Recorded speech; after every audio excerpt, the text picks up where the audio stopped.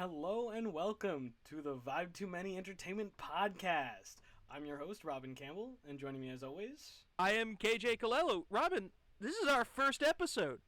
Holy shit, man. It's finally time to vibe. Too much. Too much. And Possibly. on that note, it being our first episode, I think we have to celebrate. So I got myself a nice cold beer here. Son of a bitch. I thought about getting a bottle of champagne, but that's ridiculous. Who would do that Who would and then do try that? to film Not a us. podcast? Also, we have a meeting like not too long after this, so I Nope. will keep it to the one beer. Why would we ever film ourselves being drunker than we can imagine or really had planned for? Who would do that? Who would do that? That's not me. This is our first official episode. Yeah, it's pretty crazy. I mean, we've tried to get this podcast up and going a few different times, and the timing has never really worked out, but here we are, doing it. And what better thing to discuss for our first episode besides, like, huge shifts in the film industry? There was, when we were talking about doing, like, finally starting this up, we were like, oh, yeah, we, let's plan some stuff out. And then this news dropped of what we're going to talk about today. And we were like, oh, this is probably the best thing. Now that we both have alcohol in our system at 1:34 p.m. As we do, Quite our more usual frequently than we podcast should. ritual. At some point, the next episode is A Vibe Too Many Goes to Rehab. Yes. Before we get into our main topic, the Netflix acquisition of Warner Brothers, Robin, we got some pretty big casting news I think is like right up your alley. Was this the question that you were going to ask? Or? Yeah, I wanted to know Cool. how you felt now that it is official. Ryan Hurst has been cast as Kratos in God of War. Yes. You obviously are a huge God of War fan. I played the first half Huge of God the of War 2018 game. Yeah, showing off the yats. I played the first half of the first game, thought it was brilliant. I lose interest in video games too easily, though. So I was curious to see, as someone who is like so into the God of War games, what you thought about it. So I just wanted the voice actor for Kratos to just be casted Christopher as Kratos. Judge. I think that would be awesome. I would much prefer that. I think that would be really cool. He's incredible. I feel like most people's argument is like, oh, well, Kratos is Greek, so he has to be white. I'm like, I don't know. Kratos has his skin dyed, like, pale bleach white. Like, we can put some makeup on Christopher Judge. It's fine. Like, no one's going to actually just look like Kratos. Like, you have to put makeup on Ryan Hurst anyway. They're going to have to put makeup on him one way or another. Like, we could have just, it didn't have to be erased. But anyway. But yeah, Ryan Hurst, I like the guy. I've liked the guy since Remember the Titans. Like, fantastic actor. I always forget he's in that. And now with his giant ass beard, like I've seen And the pictures long of hair. like Ryan Hurst and Kratos like side by side, and like he's got the profile for it. He's got that solid big. giant beard, and he's a Big, big too. dude. Like he could fit the role physically very well. And he also played Thor in the Thor Ragnarok game. So and he did a very well job at that. I'm just still kind of like, oh, I wish that they would have just casted Christopher Judge so that we could have the same iconic Kratos voice in the show as the game. Yeah. But, I mean, Ryan Hurst, I'm not disappointed in. I think he's a fantastic actor. I think he did fantastic as Thor, and I think he has the profile for it. So I'm intrigued, and I'm not, I don't know, turned off by the casting. But we'll see. We'll see what. Would you say you're turned on by the casting? I would say my interest has been piqued. I wouldn't say I'm turned on by it. I don't know. Ryan Hurst is a handsome dude. He is a handsome dude. I kind of have, like, without the expertise of God of War, so maybe this isn't my place to speak, I do think I have very similar thoughts to you. While I'm not, I haven't, like, delved into God of War like that, I do know Christopher Judge is a voice actor. He is one of the fucking greatest of all times. He's so good. His voice as Kratos is incredible. And he is also, like, an absolute giant of a human being. Absolutely. If you've ever seen, he's a big dude. So I was hoping for him as well, but I did see the Instagram post where Christopher Judge was like, yeah, Ryan Hurst is the right choice for this. I'm really glad he's doing it. And that kind of warmed me to it a little more. That's sweet. For those of you who don't know, Ryan Hurst was in The Walking Dead. He played Beta, who is this big, lumbering, deep voice guy, so I think that works. He And was then I also think in Sons of Anarchy, I think. I was about to say, I think he could bring like a good emotional standpoint to this because he's the best part of Sons of Anarchy. You think? I'm not a huge fan of the show, and one of the reasons is I think they picked the wrong main character. And you think it should have been Ryan Hurst? I think Jax is like not an interesting character.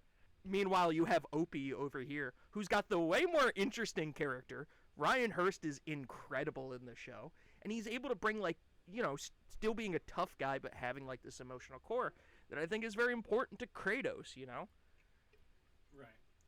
Yeah, no, I definitely think he'll do a decent job. I mean, Thor was like meant to be kind of a reflection of Kratos in the most recent God of War game Ragnarok, and he played Thor very well.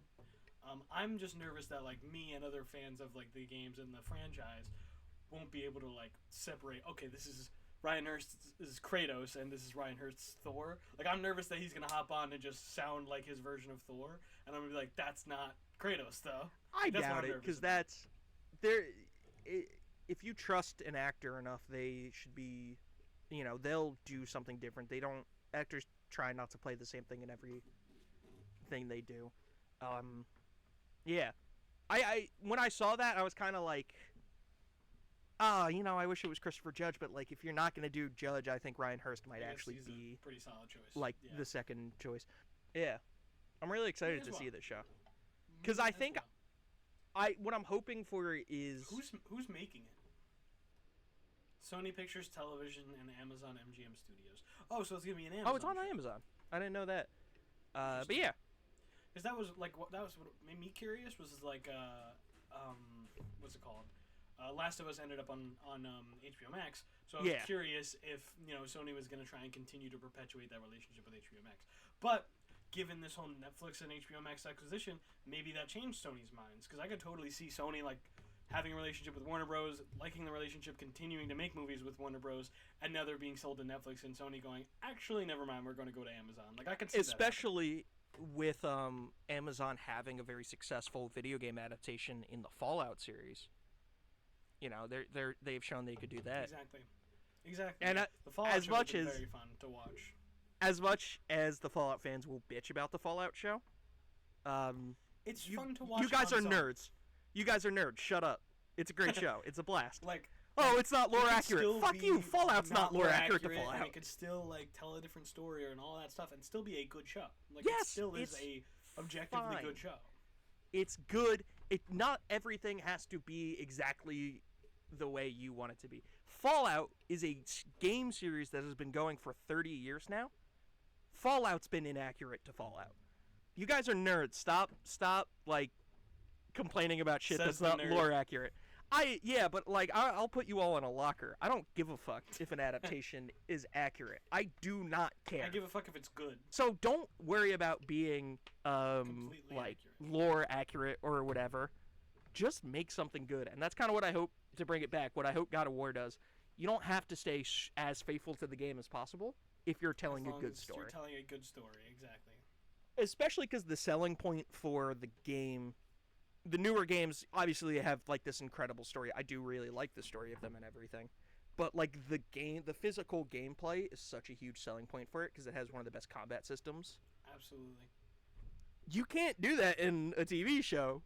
So just make something good, man. Interesting ways to tell.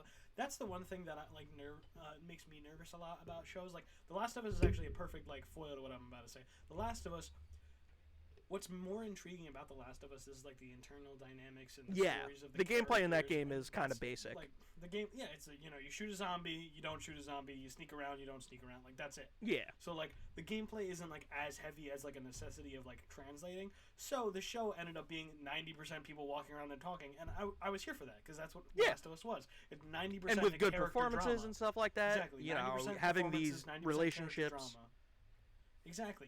But then with God of War, what concerns me is that You It's know, an action having the heavy. Leviathan axe, having him covered in the tattoo and the white paint and you know the Dropnir spear and the blades of chaos. Like the three main weapons that our main character has are already effects driven, and then every enemy is also going to be effects driven. Yeah. So I'm nervous that like God of War big thing is the combat. So and he's the God of War. So we Yeah. want to see him wage war. But like I could very easily see them turning this into The Last of Us adjacent, where it's just him and Atreus walking around talking for 90% of the show, and then we have like one scene where he stabs somebody, just simply because of budget. That is, constraints. yeah. And that's gonna make me nervous. But I think going with Amazon might actually be the right choice in this, especially not Max with now their whole, acquisition Whatever's we'll get happening. into. Because if you watch like The Boys or Fallout or The stuff Boys like is that, solid.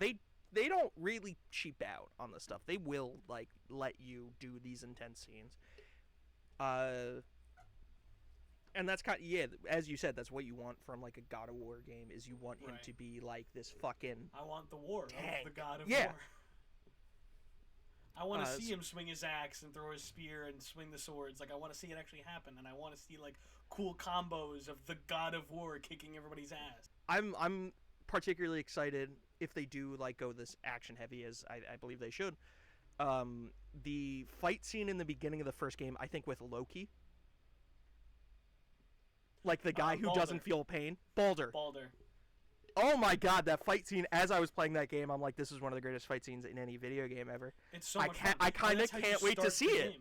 Yeah, I Yeah, it would can't be wait so to see cool it in To see that in live action. I am intrigued because I also have they like divulged whether or not it's gonna follow the OG trilogy or the new trilogy. I don't think so.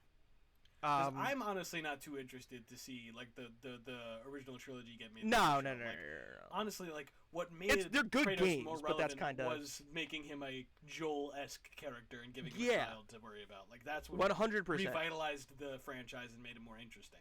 So The original- I want to see that. The original God of War games, which I played fucking 10 to 15 years ago.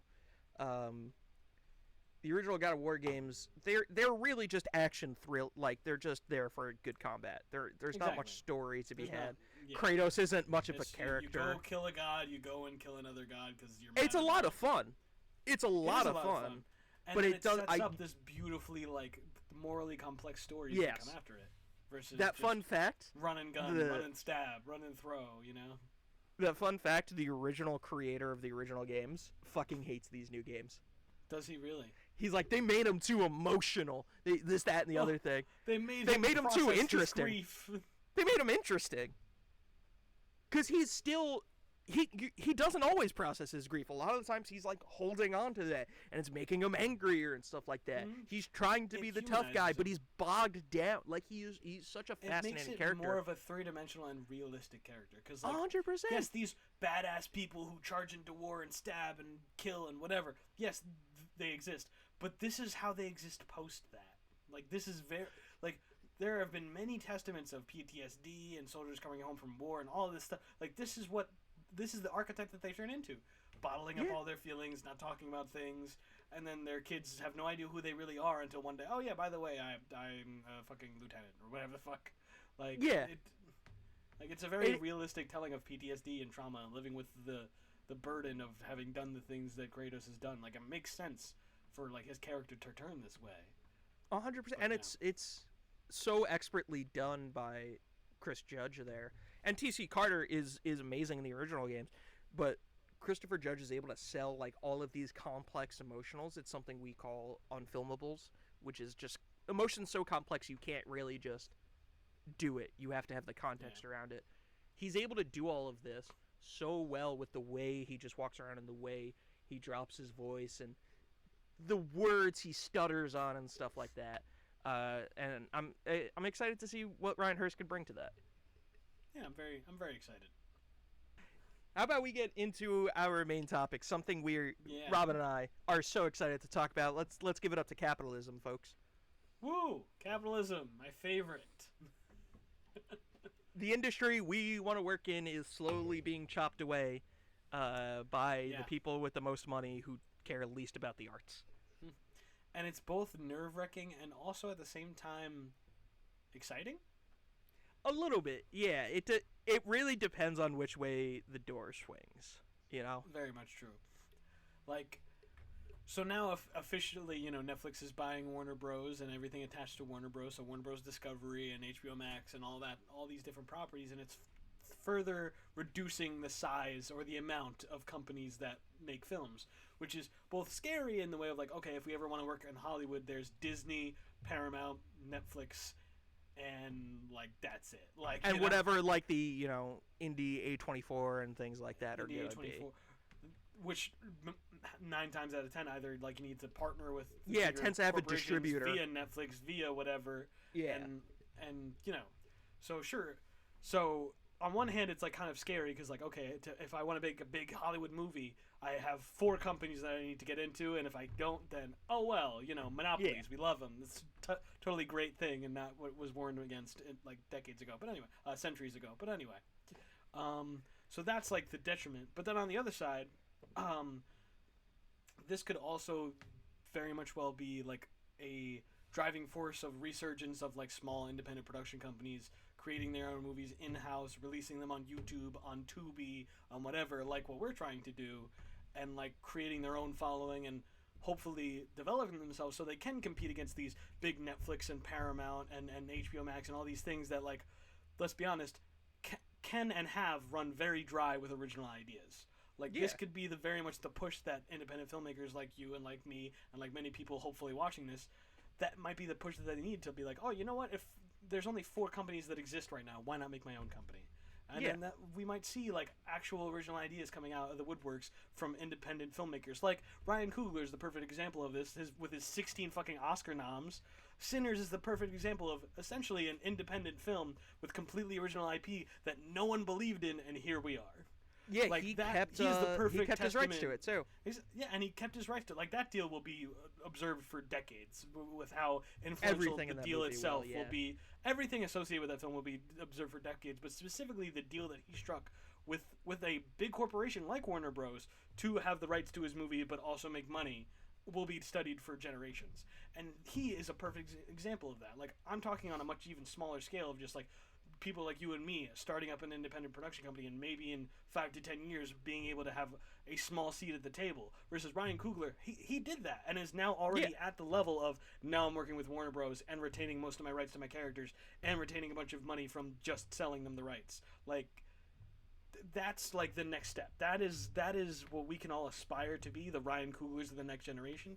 And with everything being like condensed, we can all maybe aspire to reach that point by starting with making our own independent production companies. So it's scary to see the market shrink, but also I have hope that maybe we'll have a cool response to it in our little indie niche. I think another good example to, like, you gave the Ryan Coogler example. I would say Robert Eggers. Yes. He was The Witch. All but one of these, or maybe Nosferatu wasn't A24. At least his first 2 movies were A24. These micro budget things, and then when he got to like the Norsemen, he was able to have a bigger budget. That movie bombed, but that wasn't Eggers' fault. When he's able to do Nosferatu, which was this huge success, he's able to build more off of coming off his indie work. Or someone like, I'm going to give another A24 name, Ari Aster. Had gotten fantastic director. Yeah, one of my favorite directors of all time. He was able to get into Hereditary, which was his first movie, by just putting out shorts that had made the waves first. Before Beau is Afraid was a feature, it was a short he had made before he had ever like done a feature. There's Something Wrong with the Jacksons, I believe, is a weird ass short. But yeah, like, so you are speculating, if I could paraphrase like your words there. You're expecting like another indie boom. That's what I'm hoping for. I mean, I'm a little biased as a person in the indie sphere, and we will honestly, lead it. I feel like the film industry, even before if we want to rewind the clocks back 6 years and ask me what I wanted to do with my film degree, I wanted to be big Hollywood director. I want to work for Netflix. I want to work for HBO Max. I want to get my name out there. Now my opinion has very much changed. And I'd be happy if not happy. I'd be fine if I never worked in those industries as long as I was able to like live off of my art, you know. Yeah, But make the stories you want to make. and make the stories that I want to make exactly. So now, like even back 6 years ago when I did want to work for all these big conglomerates, that was the direction we were heading, and I was already like Yeah. kind of seeing it back then, where Yeah.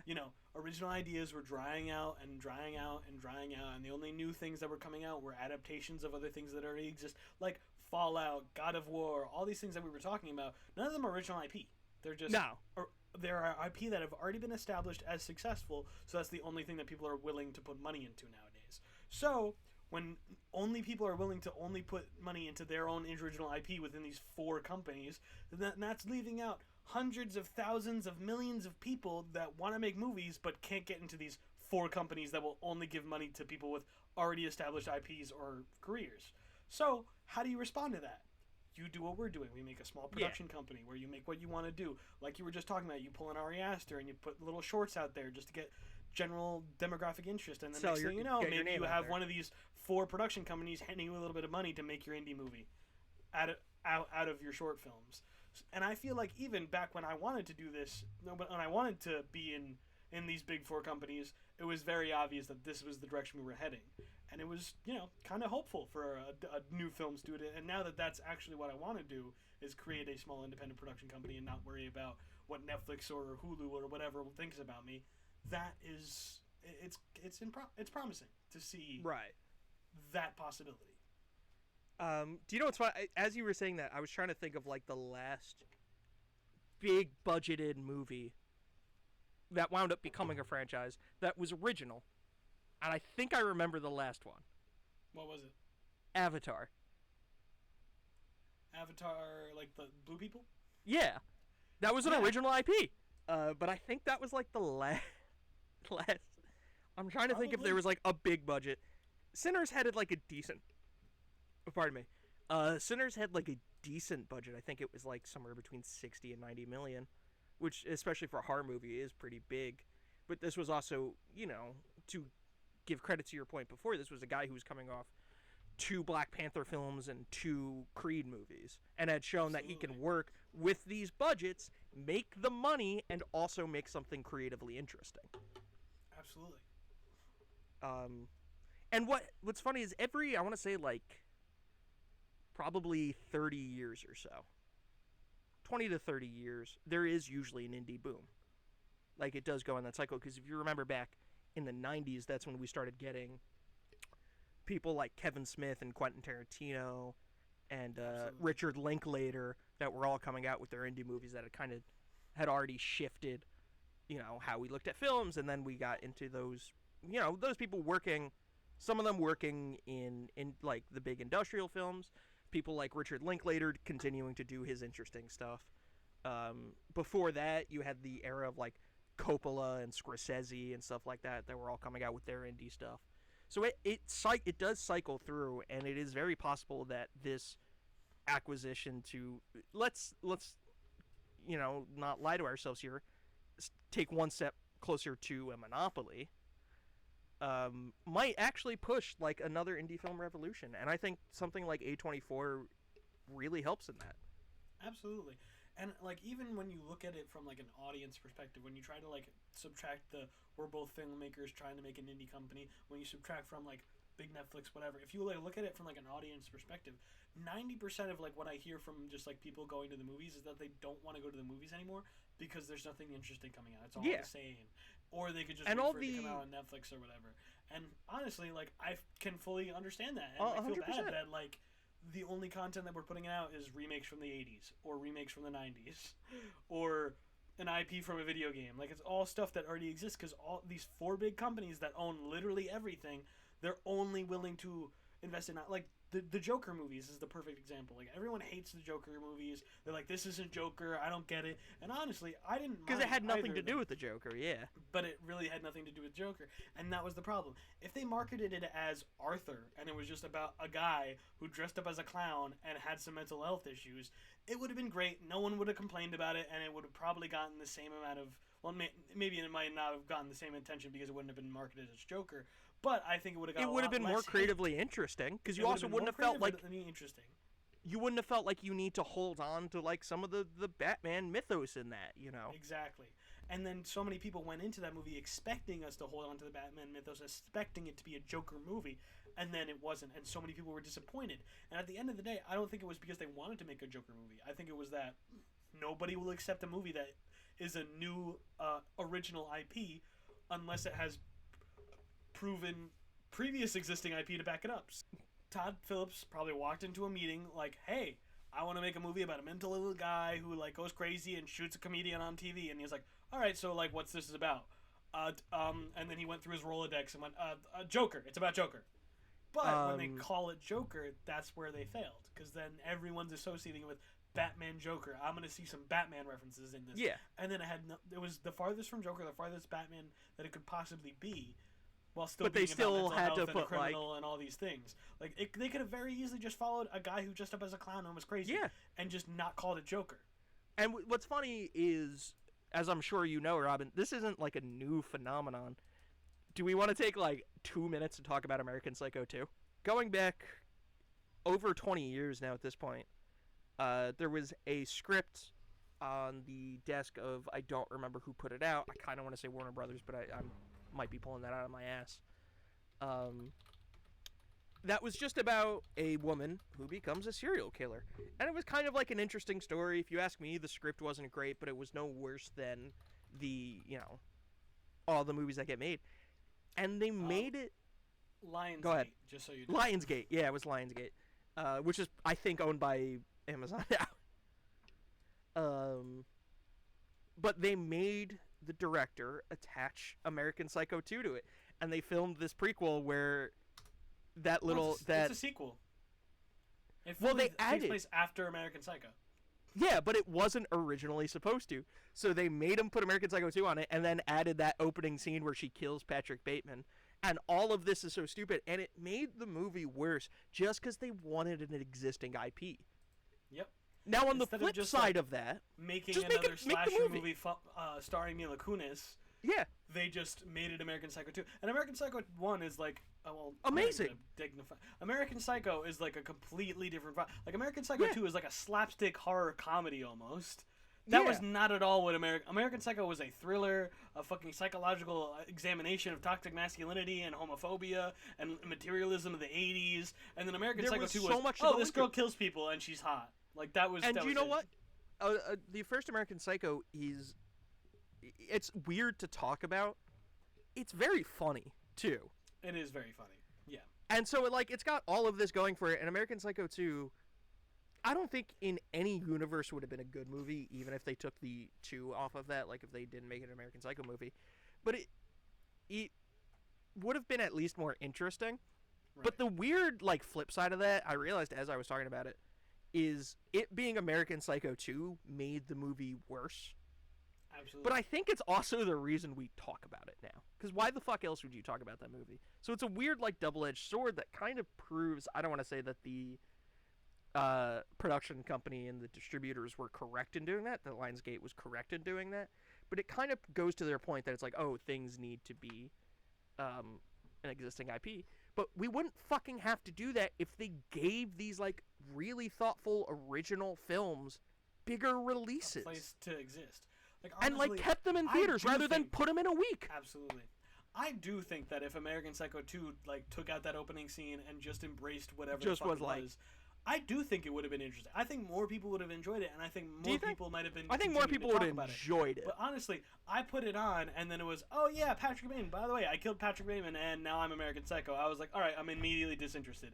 And then I watched the movie. And now you have to live up to American Psycho. To live up to which it, exactly. So now I'm watching American Psycho 2, and I'm like, okay, this is not American Psycho. This is not a thriller that's questioning fucking feminism and sexism and all these things. Like American Psycho was tackling toxic masculinity and materialism in the 80s and just all these different things that were super deep topics. It's one of the most interesting movies to talk about. American Psycho 2, following Mila Kunis, could have been an amazing, okay, we're going to also follow this weird offbeat comedy to it that's also horror, and we also have, real intense criticisms on early 90s sexism and all this shit, and feminism and all that. But instead it's just, oh yeah, this hot chick goes around and kills people and Yeah. sometimes cracks a joke. That's not at all what American Psycho was. It wasn't Patrick Bateman walks around and occasionally makes a joke. It's Patrick Bateman murdering people, having a fucking identity crisis, half of the movie maybe not even happening, I was and gonna say, or also maybe it being not weirdly murdering. off-puttingly funny. Like that Yeah. that was the weirdness of the movie. So to call it American Psycho 2 and then not have any of the vibes or themes or important messaging Anything of the first besides one, a name just and a bad scene. just having Patrick Bateman in it, only for him to die unceremoniously. Like Not that even was it. having Patrick Bateman. That's not like Christian Bale. It's just a sack that we are told has Patrick Bateman in it. It's a guy who all we see is the back of his head, and we're told it's Patrick Bateman, and like a 9-year-old punches him, and then he dies, or some bullshit. Yeah. I can't remember. I'm pretty sure she's like tied up, and he's like eating some girl, and then while he's doing it, she stabs him in the back, and it's like, oh wow, Yeah. the character that was so nuanced and crazy from the first movie that we followed so long, he died by some 9-year-old stabbing in the back because he's an idiot. Okay. Like, And then the rest of the movie is this is kind of not- generic it doesn't follow it post at all. Scream slasher. And like whatever you were gonna originally call this movie fits directly in there. And it probably, it was never going to be a great movie. It was never going to be the most talked about movie of all time, but But it I would have do found think its it niche. Exactly. I do think it would have been more appreciated and less scrutinized if it just allowed itself to be, I don't know, Mila Kunis's Slasher Day, and like that's the name of the fucking Which movie. is, like, by the way, I would my walk first into script. It, okay, it's a slasher. I would walk into it going, okay, it's a slasher movie It's with a dope Mila slasher. Kunis, and I would probably walk away from it going, okay, that was a slasher movie. But now I Yeah. walk away from it going, that was a disgrace. That was Yeah, spitting on that's- the legacy of Christian Bale and everyone who made that And movie Mary amazing. Harron, and It's spitting yeah. on the legacy of the IP and the story that it tells. It's spitting on the legacy of the themes and motivations that the story is about. It's spitting on everything about it because it's just at the end of the day, it's a generic slasher where a girl is a psycho and kills people. Not And it a generic, sucks. not a story about like a guy and his inner turmoil and like the psychological aspects of it. It's just she kills people because she kills people, and it's funny because she does narration. She's for a hot 90% girl, of the movie. too. Yeah, and that's it. That's it. Who was It could have my so biggest crush easily- growing up, I will say They that. could have so easily leaned into the psychological horror aspect Mm-hmm. of it and made it like Mila Kunis Being a young like, college like, girl in that time. exactly, a college girl in that time tackling feminism and sexism and like all that shit. Where we follow toxic masculinity and materialism, we could have followed sexism and materialism in American Psycho 2. But we didn't follow those specifically things. We in just saw academia her too. killing people, Actually, and that was it. now And that we're specifically talking in about academia. it, this would be Robin. We should make this movie. So American Psycho 3 coming to you American soon. Psycho 3. We've changed nothing. We're doing the same mistake. No, it's Um, actually called Psycho American. It's Psycho Americana. Psycho Americana. There we go. It's an original Um, IP, guys. I swear. Oh, like someone might argue, oh yeah, it does tackle sexism, and I feel like the tackling Vaguely. of sexism is like Mila Kunis walks in and she has a knife, and they're like, oh, what's up, sexy, and then she stabs them, and that's it. That's the It's- extent of them exploring it vaguely sexism. tackles Versus it. literally in American Psycho, he like almost murders the gay man because he's a gay man. And then when the gay man comes onto him, he needs to run away because he's so scared. Like that. And wash has his so many hands. It's different one of my favorite layers. He has scenes to in the wash movie. his hands while he has gloves With on. the gloves on. He's It's like, one of my favorite so scenes. fucked up. It's such a psychological moment. It's such a deep, nuanced moment that has so many layers to talk about, and there's no form of nuance or layers to American Psycho 2. The many things that sucks in that scenario is it's not like the people who made the movie that were on set every day. It's not like they wanted that. They got dragged into that. Exactly. Um, And that's a fucking symptom of what we now have as the four companies. They Yeah. don't want original IP about Mila Kunis killing people. They want some previous existing IP that was successful to tack on. It's the same way like the Borderlands movie was fucking terrible. And that's because literally they were like, okay, here's an existing IP that makes money, and Kate Blanchett wants a movie where she's a main character. So she's just going to dominate the whole movie and make it all about her because she wants to be a main character in a sci-fi movie, and that's we'll what call it Borderlands Borderlands. was. Instead of like, I would have been super interested to see Kate Blanchett in generic sci-fi movie number 4. Yeah. and she's just generic sci-fi. She's got the hero face for it, being man. a generic sci-fi hero. But because they attached it to Borderlands and had to make all of the narrative of Borderlands fit Kate Blanchett and her fucking ego trip, then it made it a bad Borderlands movie. But if it was just generic movie number 4 with Kate Blanchett as a sci-fi hero, it might have been better. Might more interesting, yeah. So with all that prelude out of the way, how about we get into the details of Netflix acquisition of Warner Brothers? Right. So, as far as I know, Netflix has bought Warner Bros. Discovery for $82.7 billion. But for some reason, they can't let you share your subscription with your cousin who's living out of town. My first question when Robin had sent me the article was, where the fuck did they get that money from? Seriously. It seems like they're about to go under every 5 seconds with the amount of shows that they cancel unceremoniously, with the amount of times that they raise the price, and now with the bullshit no password sharing. Like, and that's what they make it sound like. That's what they make it sound like whenever they're talking about like their properties and stuff like that. It always seems like they're on the verge of bankruptcy. Like, honestly, I was waiting for Warner Brothers to buy Netflix. Yeah, even the way that the competitors talk about them, it makes me feel like Netflix is on the verge of failure. They've been acting like broke boys for years now, and now they have like $83 billion to drop. And look, this is when the business talk starts to come into it, and I fucking despise that. Where it's like, oh, actually, it's in shares and in it's not liquid. Shut up, nerd. Supposedly, it seems that they took out a bunch of a solid business loan to pay for it, and then they're hoping to be able to pay off the loan via with the properties that higher come back. Profits that they're gonna get out of now owning Warner Bros. And Discovery. Right. Which I guess is cool. I guess. But yeah, when you look at all of these things they've as you brought up unceremoniously canceled, and then all of just the shit they put out.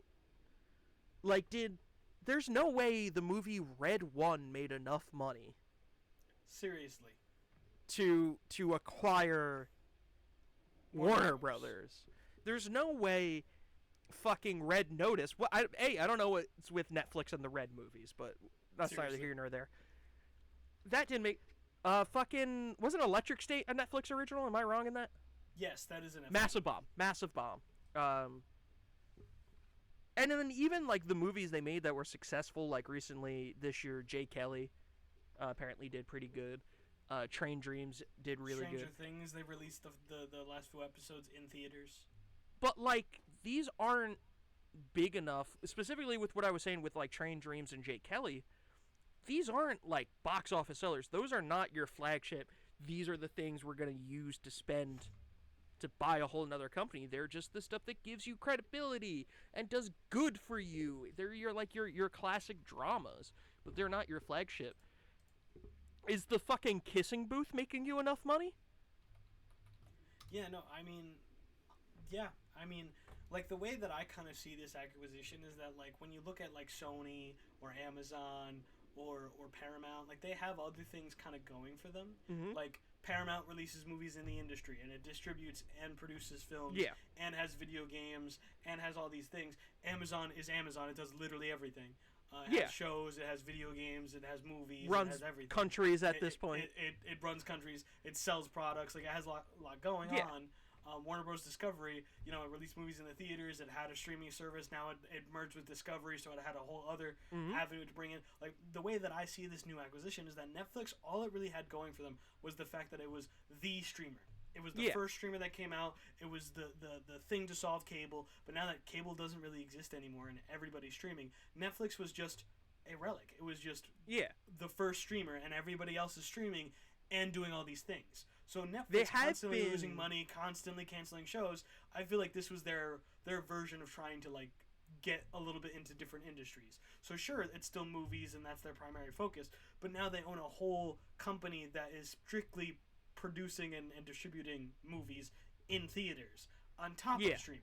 So that will now be their outlet to kind of expand their mainly movie focused business into a broader range of movie production rather than just streaming. So I think it's a very smart move, honestly.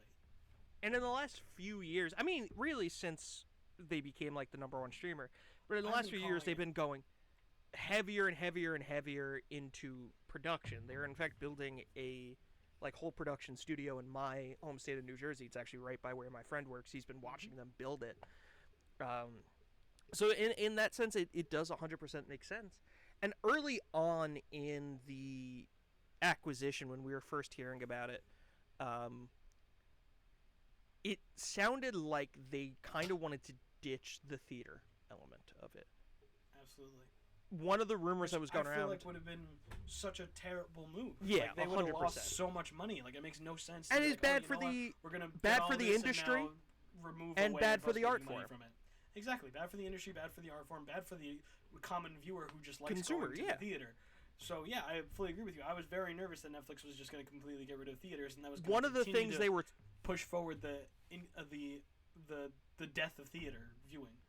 One of the things that, like, one of the early rumors that was going on was that the new Batman movie, The Batman Part 2, was going to be a Netflix original. And fucking everyone hated that, especially Everyone me, was because I pissed. was like, I vividly remember the first Batman movie. I went to see that in theaters with actually the same friend I was just talking about. And that scene where he's firing up the Batmobile, one of the coolest Cinema. to see on a big screen. Cinema. And stuff like that. And so, like, I didn't want Big that to be that. screen with solid movie theater speakers. The sound, surrounded and by like you're friends there, and who- it's the who will big. give you the know. same energy that you're giving out, like the cheers that you hear, Yeah, the clapping at the end of 100%. Avengers: Infinity War. Yeah. Gone with these types of deals. If they went the way that they were originally planning. But But it recently, seems like they're maybe not. Ted Sarandos,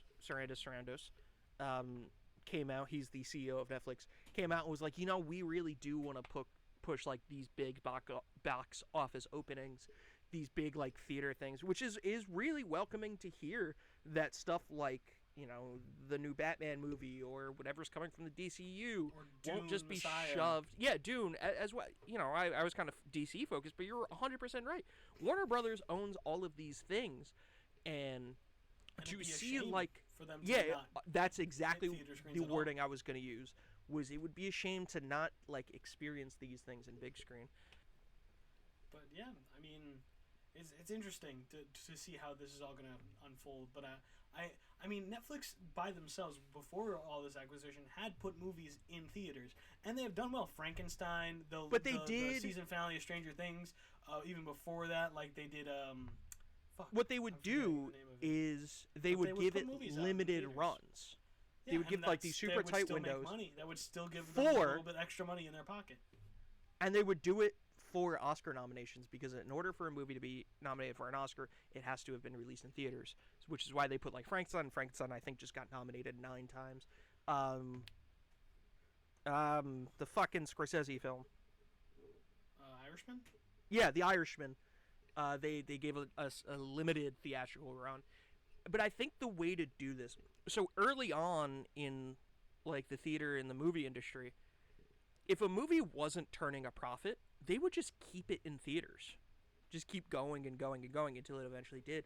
And so much has changed since then that exact model won't work. But I think they're onto something in giving these films a longer theatrical run. Like I was lucky enough to see like Eddington in theaters. I was lucky enough to see Together in theaters. Although I didn't love the movie, these didn't have like the biggest theatrical runs because they weren't like these big box office films. But if you let them run longer and longer, if you go back to like Titanic, which was the most successful film of its era, that movie was in theaters for like an entire year. And Now at the we end of the get- day, turned an amazing profit and is still Yeah. a world-renowned film. And it's not even good. Yeah. And now movies, even big movies like Superman, which was, we'll probably talk more on the budget and box office later on, but was going into it expected to be like this massive,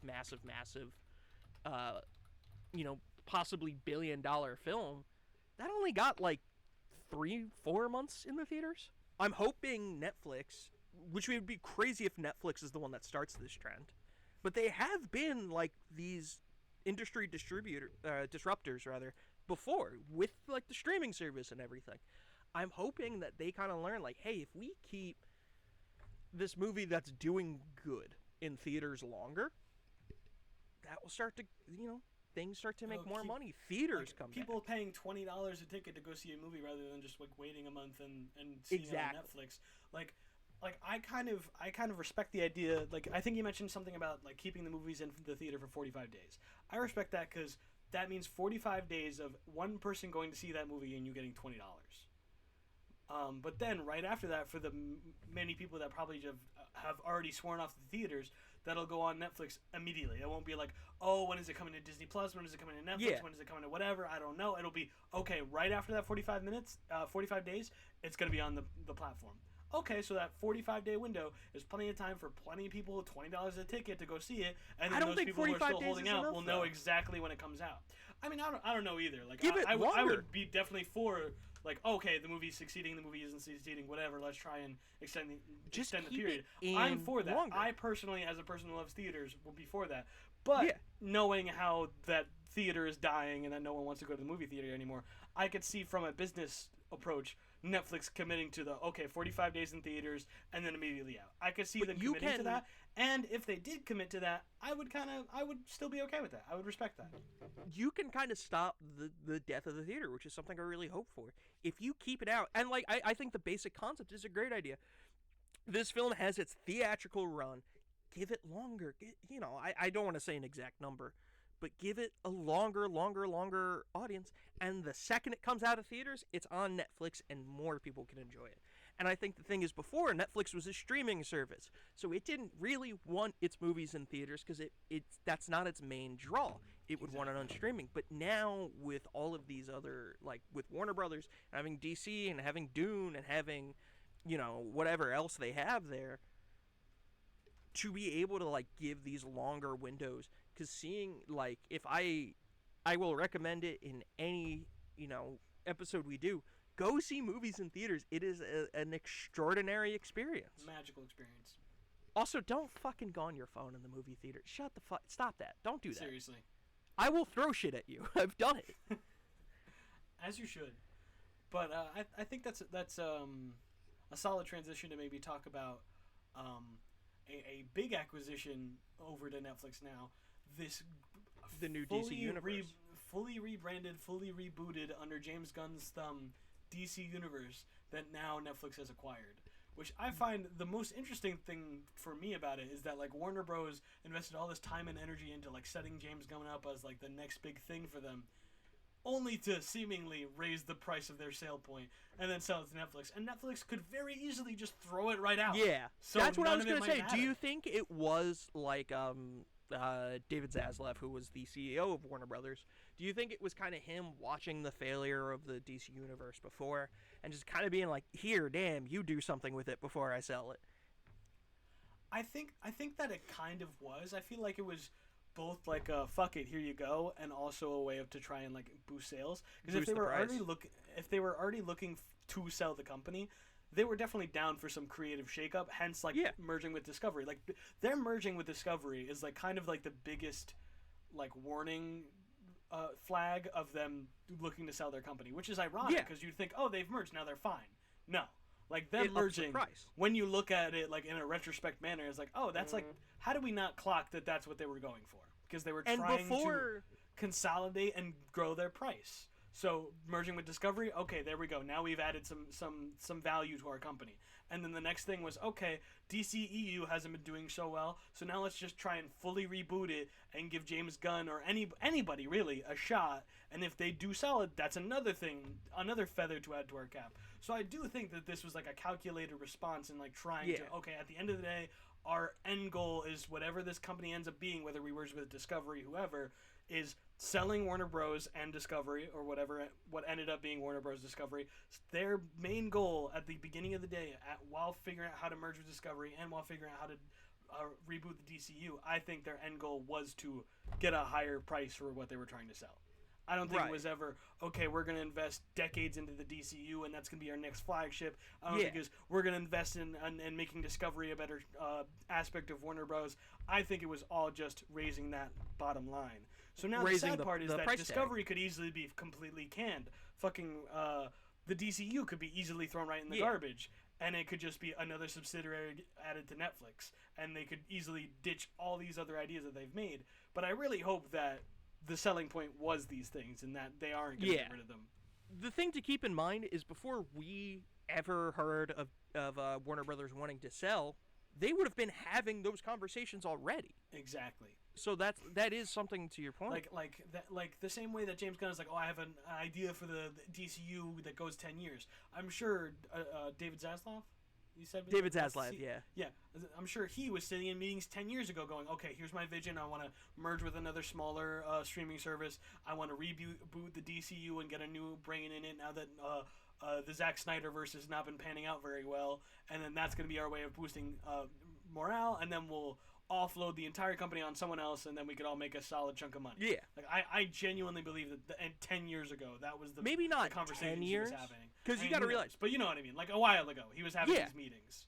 He had, you know, I'm sure at the second he started canceling shit, like the Batgirl movie, the Coyote versus Acme, which is finally coming out this year. That was probably what we were leading to. That's at least, he was already having those conversations of like, all right, I'm going to look to start selling some of this shit off, or the whole company, and it wound up being the whole company.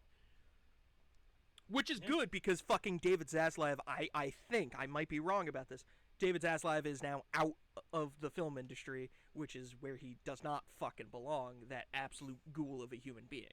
Not saying I like Ted Sarandos, but fucking David Zaslav just canceling finished products for a tax break. For tax breaks. You can go fuck yourself on that one, you know? Honestly. Like, all of this hard... And say Coyote versus Acme, which we'll actually see, say Batgirl, say both of these are bad movies. I would rather the bad movie comes out than just be thrown in a garbage can, because when you get to movies of any level, but especially these, like, levels, a ton of people worked on it. Is it such a disservice to all the people who spent so much time and energy to like be represented in that film, and all for it to just go in the fucking waste bin? It's so disrespectful. They deserve to at least have it out, and if people are like, this fucking sucks, they're like, oh, people saw it. That's unfortunate. David Zaslav was just kind of like, yeah, but I need another Billy, you know? Exactly. How about we have like kind of a conversation on, I don't even want to just say the DCU, because the thing I'm more interested about than specifically the DC universe in this acquisition is actually the new Batman film. Because we got some big news that I learned Robin did not hear about. We have a casting choice for, people are saying Harvey Dent. Oh. Are you ready for this? Harvey Dent? Because it looks like they're adapting The Long Halloween, which every time we do Batman, it's inspired by The Long Halloween. But like, fuck it, I like mysteries, so I'm happy. Playing, theoretically, I don't know how much of this is confirmed, but cast as Harvey Dent is Sebastian Stan. That's a solid choice. Yeah, that's just kind of a great choice. That's an excellent choice. I could totally see that. After we saw the DA in the previous Batman film, I cannot remember the character's name off the top of my head. It was Peter Sarsgaard was playing him. Oh, yes. After he died, we were all like, okay, Harvey Dent's coming in the next one. And I was hoping for like there were some names I was really interested in. Gil Coulson, that was his name. Yeah. But like, Sebastian Stan is kind of a safe bet for any character. He's just such a good actor. Fantastic actor. Yeah, Scarlett Johansson also got cast in it, by the way. Oh, did she really? Originally, when the news broke about Netflix and Warner Brothers, it seemed like the new Batman film might be a Netflix original. And that would have been fucking a travesty. For all the reasons I mentioned before. Because I've been waiting for the new Batman movie. I didn't even think the Batman film was like legendary, like some people said. I think it was really solid. I think it was good. I liked it. But I think it'd be a travesty to not like let that be a big movie. Absolutely, it would be a sin to not release that in theaters. Especially it's Batman. So I'm glad that it seems like they are going to be doing it. Yeah, to release a big budget Batman movie that stars Robert Pattinson, Rob fucking Pattinson. Farrell, and Scarlett Johansson and Sebastian Stan. Sebastian Stan. Such a disservice. Jeffrey Wright's made a really good name for himself at the box office. It's a fantastic actor. Yeah, and he's a brilliant actor. Fantastic Gordon. And if, for those of you who don't know, Robin absolutely knows this, I love Batman so much. There's my watch face, is Batman, and right behind me is my computer screen with Batman. I love Batman.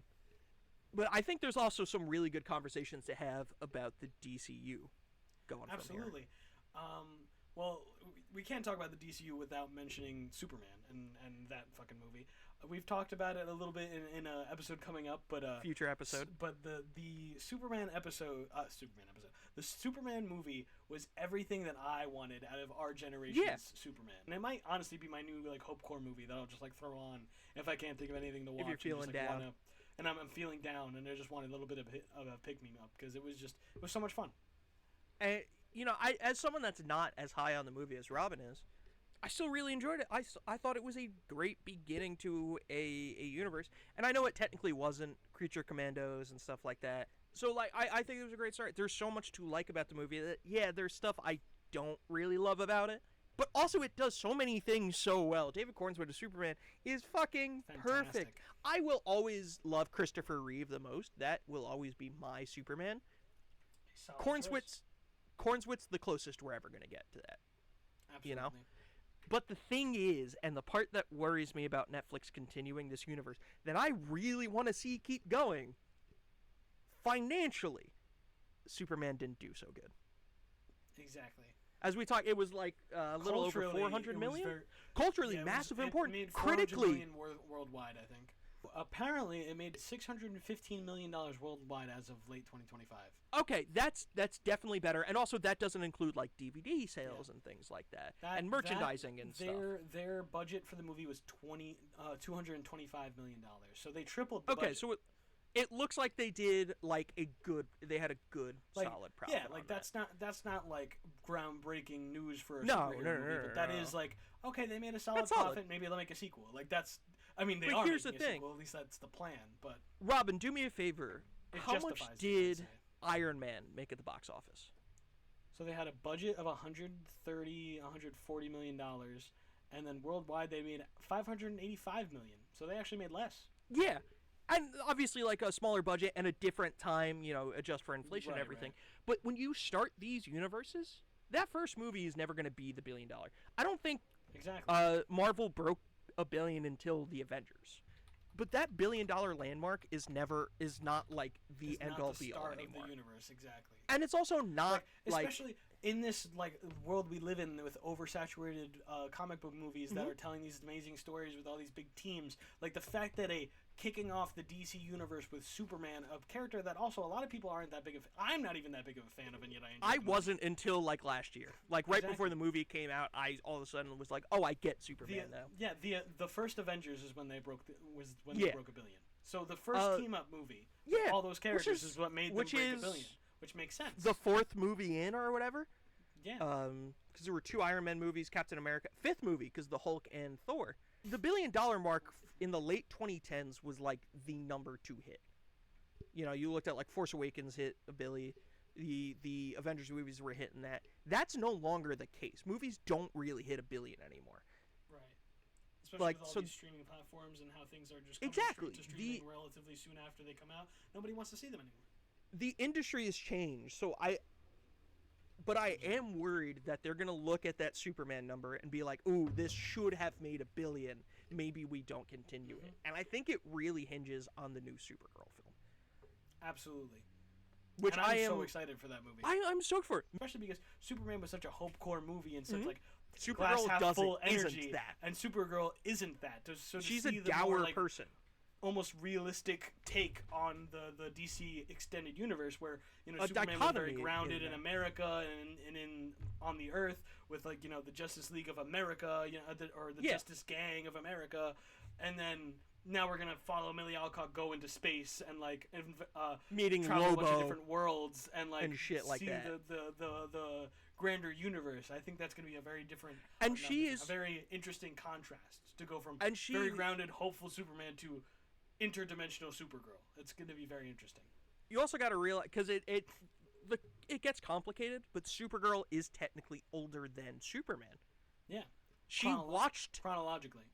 She watched the destruction of Krypton. If they're following this, which they may not, she would know Superman's parents and what they sent him there to do.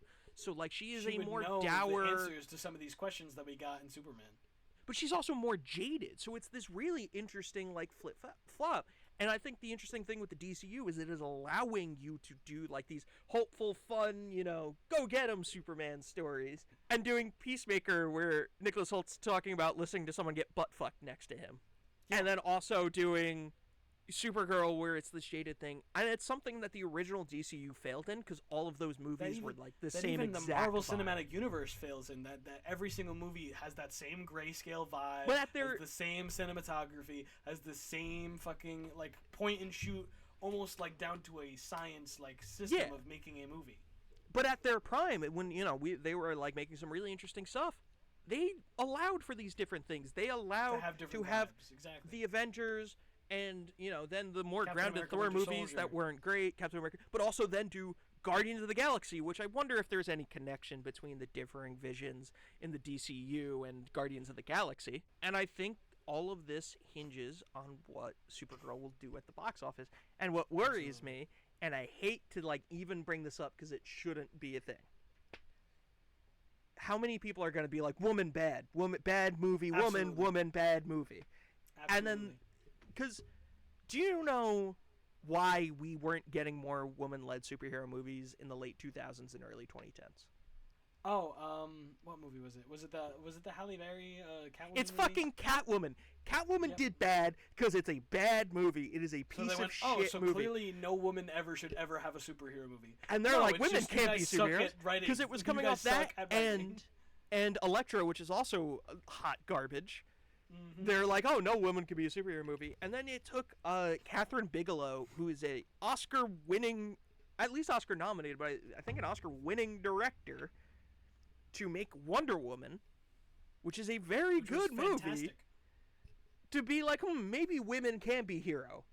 And look, she made Gal Gadot usable in a movie, and that deserves a fucking Nobel Peace Prize. So the fact that Wonder Woman on its own was still a good movie within the terrible DCEU and still had a terrible sequel is like a testament to you can make a good woman-led superhero movie. You just need to write it well and direct it well and make it an actual good movie. But so many executive producers, people out there, shit on them from the beginning right up until the end to make it a bad movie. When you even look at like the MCU, that first Captain Marvel film, which I think is a very good film, winds up getting bombed just because it's just woman bad. Yeah. And when you look at the critiques, that's really what it is. And there are things genuinely to be critiqued. Even with The Acolyte. The Acolyte, I had so many problems with it. It was not my favorite show, but that show was fully review bombed. It had great aspects of it. The acting was pretty solid. Fucking Manny Pacquiao as the Sith Lord was fucking crazy to watch. Some of the fight scenes were so entertaining. They introduced like a mineral from the fucking Legends that deactivates lightsabers that I have thought was cool since the inception of it, and it was never brought in any canon until that show. And now they're not exploring it anymore. They've completely trashed it because a bunch of bigots online decided to trash it before it even came out. Yeah, and I am afraid we haven't heard too much about that. Happen. Usually this starts months before the movie gets released, and there's still time for it to start. But we haven't, I'm so worried that this is going to happen, and then Netflix is going to be like, oh, but James Gunn isn't the guy. And, I think James Gunn is the guy. He's not my favorite filmmaker ever, but this is, exactly what he's for. Right. This is exactly what he's made for, to do these fun superhero movies. Like, they announced, I don't know how much... He's great at creating ensembles that we care about.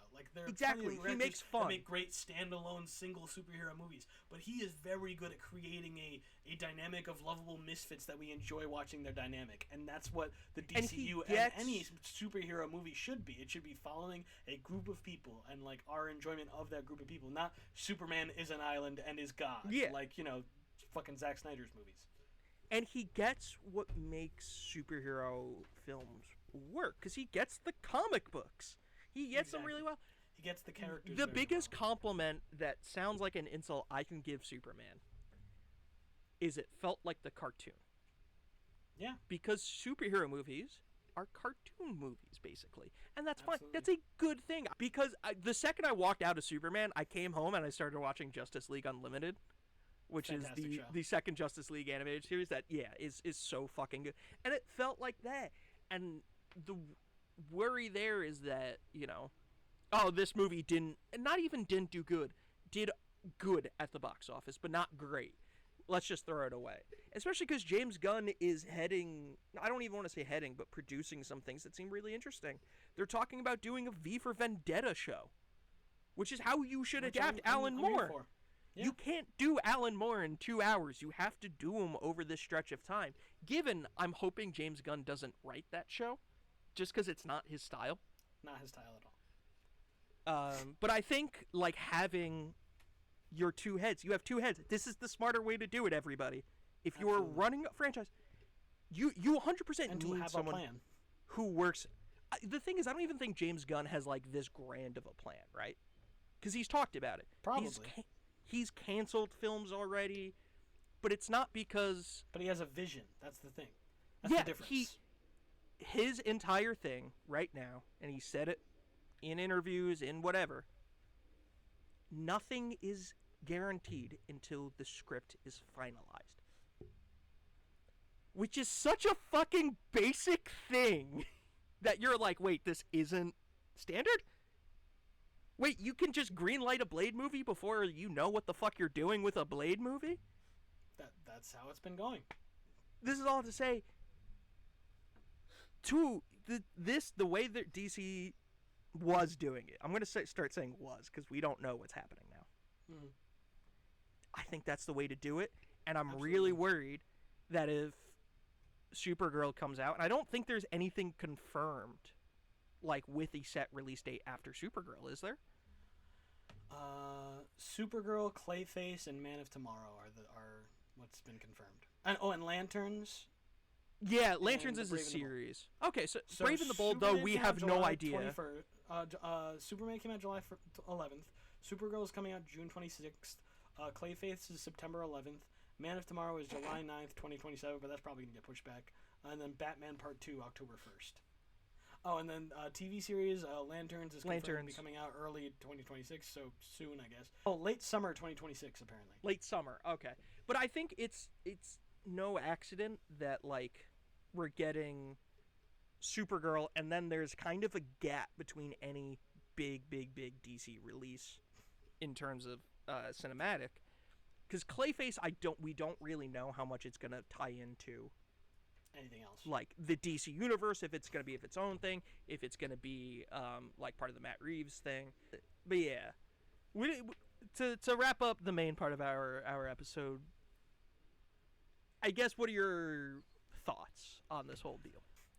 So yeah, I guess Netflix was the lesser of all evils to end up with Warner Bros. Out of, like, the other 3 companies that exist that could have acquired it. I guess it was the least bowing to fascism at the moment. So I guess, out of the horror that is monopolies, it was the lesser of all monopolies to be created, I guess. I am interested to see which direction Netflix goes now that it has all these IPs. I'm nervous to see if they throw DCU at the wastebasket, but I'm hopeful. So yeah, those are my final thoughts, I guess. So you would say in finale, like Superman, there's a little bit of hope core in there. Yeah, I guess so. I think all of my thoughts could be summed in don't fuck it up. Yeah. Just don't fuck it. DC, Warner Brothers, I can't believe I'm going to give Warner Brothers credit for something. Created a formula to do something successful that could be both financially successful and creatively interesting. Just let that happen. If it starts to fail, absolutely, you pull the plug on that. Like, that's something I understand. If the box offices get lower and lower, even if the movies are good, I get why they would pull the plug on that. If the movies aren't so good, even if the box offices are okay, I get pulling the plug on that. But while it's working, like, ride that high. Let it work.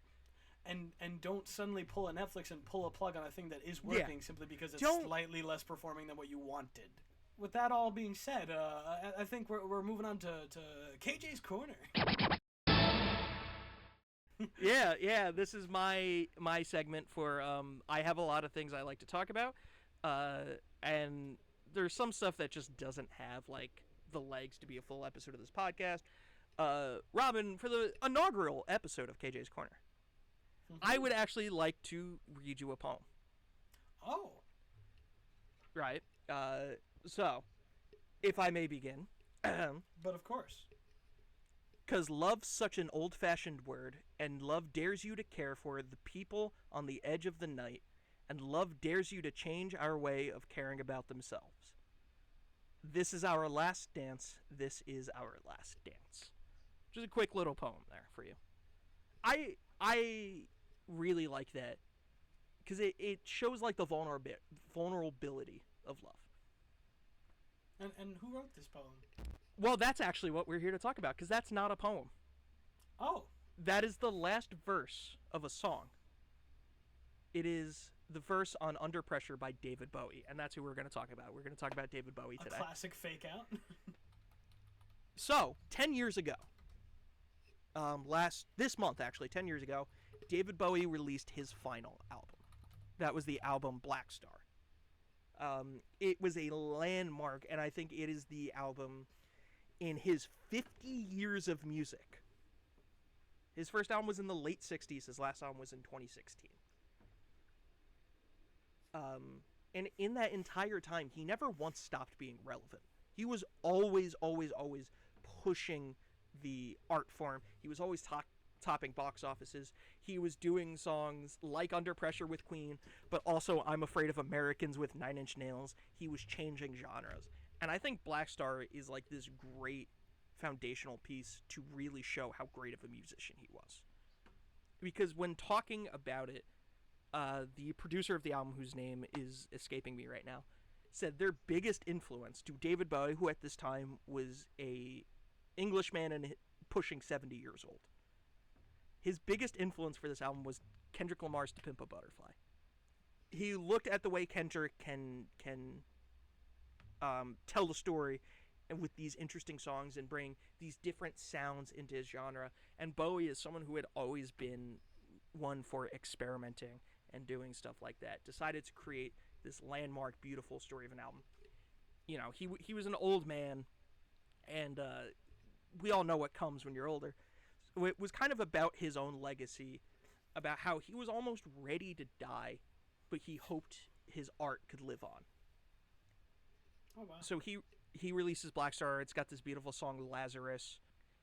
Well, 1 week after the release of Black Star, David Bowie passed away. Wow. He released this album knowing what was going to happen. And I think was living that's for the album and the album alone. all. That's what his producer had said, something like that. And his health had kind of been up and down for the last few years. It's really a tragic story. His son is a man named Duncan Jones, who was a director. Actually, he directed stuff like Moon. He was working on a film. He was working on Warcraft, the movie Warcraft, which isn't as bad as you would think, by the way. It's okay. It's pretty good. He had to deal with so much shit during that. His wife was diagnosed with cancer. Thank God, wound up beating it. I believe he had a child around that same time, and then David Bowie, his father, had cancer, started to go into remission, and then it started to come back, and he eventually passed away, all while trying to make this fucking big budget movie. And I think that's why I wanted so heavily to talk about Black Star now, is it's been 10 years since that album was released, and it's been 10 years since we lost David Bowie, who, in my mind, is the most influential musician of all time. That's amazing. I had no idea that, like, his album was followed so quickly by his death. I had no idea. It really was like 1 week, and I think it was kind of like his last breath. Like, this is my last thoughts. I'm okay dying because I'm around my family. He got to meet his granddaughter. Wow. He got to see his kids. He was still with his with Aman, his wife. Like, they had been married for 40 years or something. To this day, Aman says she is still married to David Bowie. Like, they had, and she was also a huge reason Bowie, who was one of the most famous, like, train wrecks of all time in the 60s and 70s. It's kind of why he straightened his shit up, because she would not tolerate that. So he, quit drinking. He became, like, almost a goofy dad after that. Sean Lennon, John Lennon's son, and a musician in his own right. David Bowie and John Lennon were very good friends. Right. and they would like take vacations together. And Sean Lennon told this story where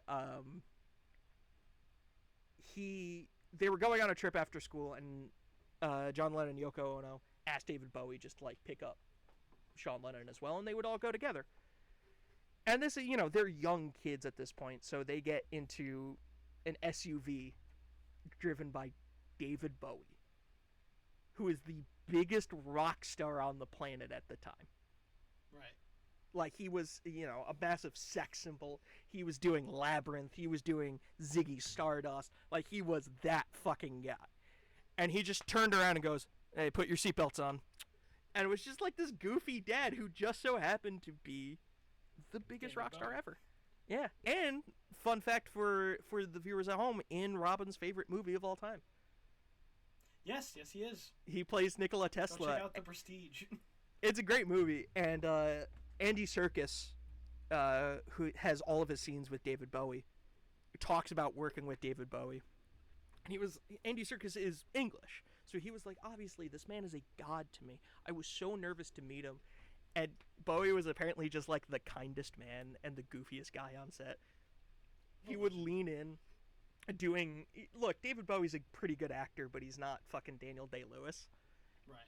So he would lean in and doing his Nikola Tesla accent, be like, Andy, I sound like Inspector Cousteau from the Pink Panther. They had all these stuffed cats, because, they teleport cats in the movie.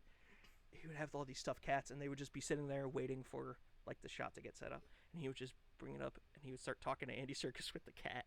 Crazy. So yeah, that is my plea to all of you to listen to Black Star. Sonically, one of the most fascinating interests. His emotional performance, like he was dying, I think, of lung cancer. So his voice was kind of like, it wasn't like this powerhouse voice he used to have.